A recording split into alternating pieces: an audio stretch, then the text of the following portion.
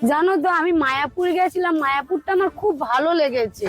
এই তো আমি 2 মাস পরে বেনারস যাব, আমাদের সব টিকিট টিকিট কাটা হয়ে গেছে।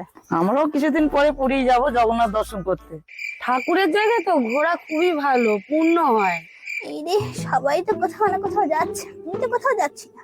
কেসটা ঘোরাতেই হবে। তোমাদের আবার বেশি বেশি পূর্ণ করতে আমার নাকি মন্দিরে মন্দিরে ঘুরতে হয়।